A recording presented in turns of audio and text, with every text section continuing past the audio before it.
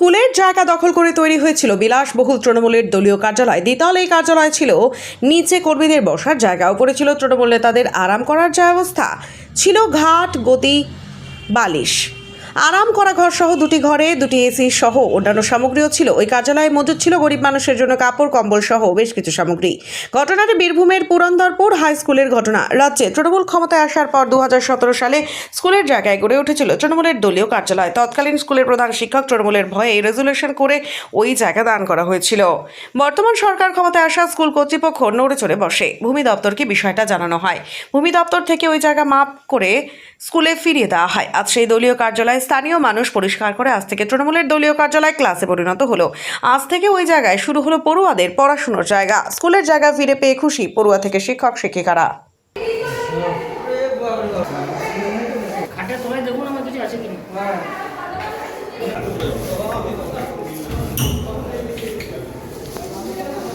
দেখুন তো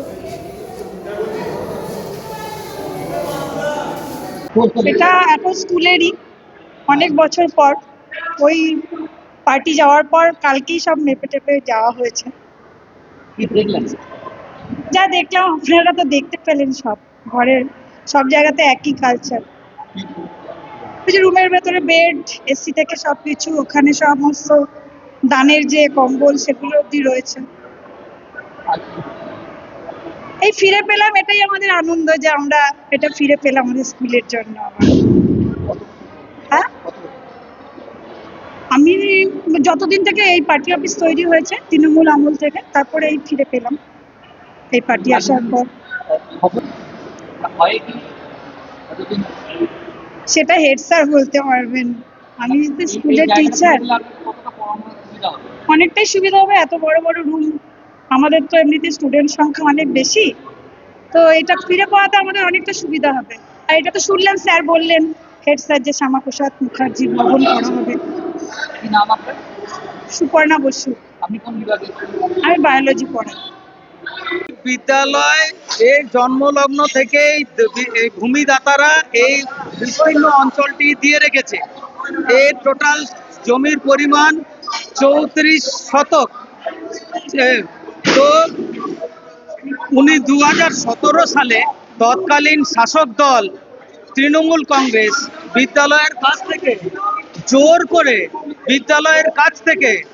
এই জায়গাটি দখল করে নেয় এবং আমরা তখন রেজুলেশন করা হয়েছিল যে বিদ্যালয় এটা দেবে না, কিন্তু তার সত্ত্বেও তৎকালীন হেডমাস্টার মশাই ম্যানেজিং কমিটির অন্যান্য মেম্বারের সঙ্গে রেজুলেশন করতে বাধ্য হয়েছিলেন যে জলে বাস করে কুমিরের সঙ্গে যুদ্ধ করে এঁটে ওঠা যাবে না। তবে তিনি কনক্লুশনে লিখেছিলেন যদি দিন পরিবর্তন হয়, মানে তিনি কত ভবিষ্যৎদ্রষ্টা, যদি দিন পরিবর্তন হয় এই বিদ্যালয় আবার তার প্রপার্টি ফেরত পাবে। আমাদের শাসন ব্যবস্থা শেষ মানে পরিবর্তন হওয়ার পর আমরা ভূমি রাজস্ব দপ্তর থেকে পুরাতন দলিল দেখিয়ে নতুন পর্চা বের করি এবং সেই মোতাবেক এই করেছি এবং এই ঘটনাটি আমরা বিডিও ম্যাডামকে জানিয়েছি এবং গতকাল আমরা মাপ করে দেখেছি এই জায়গাটি বিদ্যালয়ের।